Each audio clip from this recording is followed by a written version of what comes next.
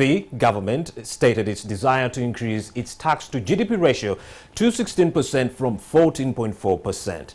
Now, this would mean that if Uganda's GDP is around $28.50 billion or roughly 102 trillion shillings, that means 16 trillion shillings should be collected in taxes. In the long term, the Uganda GDP is projected to trend around 32 billion US dollars in 2020, according to our econometric models. But as government implements its domestic revenue mobilization strategy, taxing social media, trying to bring the informal sector into the tax net, among others, a civil society report claims that Uganda lost 3 to 16 billion in taxes. Now, the voters feeling the squeeze as a result are now asking if they are really getting what they pay for. In other words, value for money.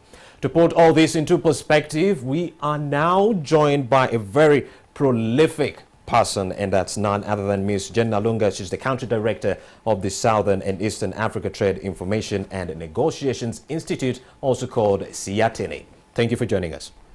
Thank you so much for having me. Good morning. Good morning. Good First morning. things first, is Uganda's taxation system fair? Hey, that's a tough one. You know, when we are looking at assessing whether tax is fair or not, we look at who is paying and who is not paying, you know, because the qualification of a good tax system is fairness and equity, that we pay according to how much we are earning. So you find that most of the taxes are collected through pay as you earn and also through VAT.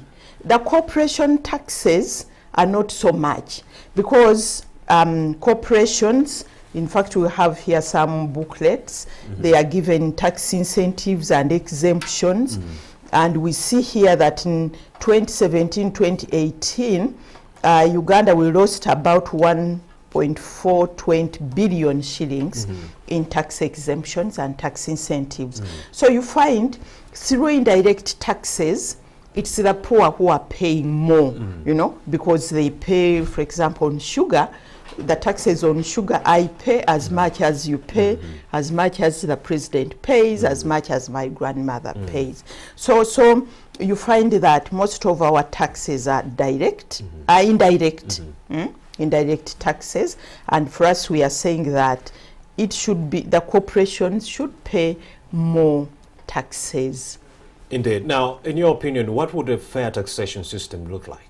A fair taxation system should be more direct, so that you pay according to how much you are earning, you know, instead of saying that we pay, they put taxes on oil, on petrol, on sugar and other consumables. Yeah. So that's what a fair taxation system should look like. So what can be done to ensure equitable distribution of the tax burden? Maybe also another issue, maybe to go back on the issue of fairness, taxation.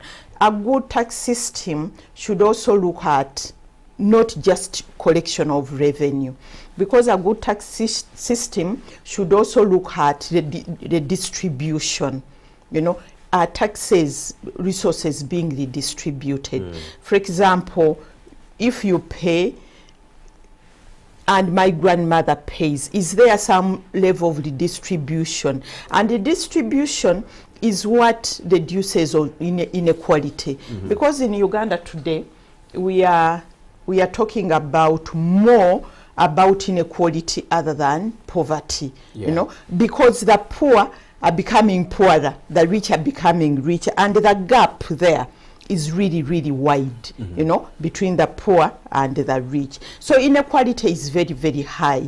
And inequality is also a security issue. So a good tax system should address that, so that the poor, the rich pay according to how much they are earning, and the poor also pay according to how much they are earning.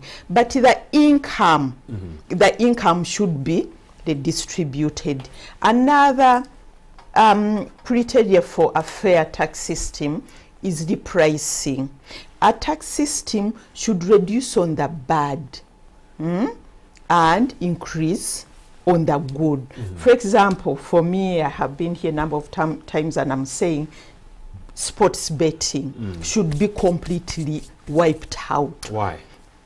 Yeah, it's a terrible, you know, I see people day and night. Before I understood what was going on, I thought it was a training. Maybe they were classrooms. You see people... Because it seems government is benefiting from sports betting a great deal. That's what we are saying, that it shouldn't be about revenue. It shouldn't be about revenue only, about the people. So if you see that your source of tax is not good, for example, tobacco, your source of income is killing the people and you are spending even more. For example, on tobacco, you are spending more, you know, to treat cancer. So you are getting with one hand and then spending on another. Why get that tax? You know, so that's also part of the pricing. That's also a fair tax system. So, Ms. Nalunga, you've fronted even distribution of taxes as an avenue that could be employed to combat inequality. Yeah. Now, what other avenues can be done to ensure equitable distribution of the tax burden? It's also about we the people, the citizens, because government every year puts on table tax measures, and it's up to us as citizens to be able to say that for this year, let us remove this tax and also put this tax. But the problem we have seen is that not so many Ugandans are interested in taxes. Who pays and who doesn't pay. Most people are interested in the budget. Who is getting what? Which sector is getting what? Yet taxation is very, very important. And there is a whole cycle when government, the Ministry of Finance, is listening to citizens that let us put taxes here, because a tax can help you even for climate change. There was a conversation here about climate change. Taxation can be able to be a deterrent. How can taxation help deter climate change? For example, take an example, that plastics. You can tax plastics out of this country, and diesel cars. Anything can be done with taxation. So, Ms. Nalunga, what can we learn from countries like Norway and others that have put the taxes that people pay to good use? When you are in Norway, Scandinavian countries, you know, we hear they provide all the social services, people are happy, the roads are good. You know, it's because their taxes are, you know, people can be able to see. And for us, I think for our government, the best way for accountability and the best way to ensure that people pay their taxes is to be able to show that when you go to a hospital, the drugs are there.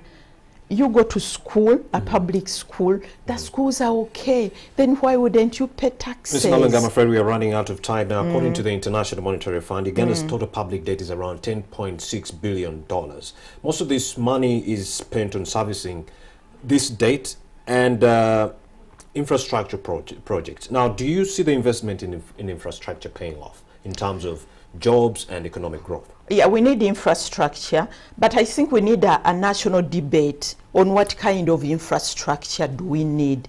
Because there is infrastructure like dams. We already have enough dams, because even the electricity which is generated, we are not consuming it, and the cost is still high, but we are still spending more money on infrastructure. And my final question, oil and gas production is expected to transform government revenues and even reduce government's dependency on tax. Now, is this a cause for worry or celebration? As we wrap up, 10 seconds. I think when we look at oil and gas, when you look at the countries where, you know, we need to look at examples. The bad examples like the Niger Delta, but also the good examples like Norway. They are, we shouldn't reinvent the wheel, but we should be able to learn lessons from the good countries which have made it, like Norway, and be able to learn from that. Or else, we are going to be in trouble. Indeed. CIATENE Country Director, Ms. Jen Nalunga, thank you very much for having the time to come speak with us. Thank you so much. Yes. Thanks. You can still stick around for a moment. You're still watching Morning at NTV. Let's now cross over to our reporter, Stephen Mbide. I'm getting information that he could be having a traffic update for us this morning. Are we signing out, mister?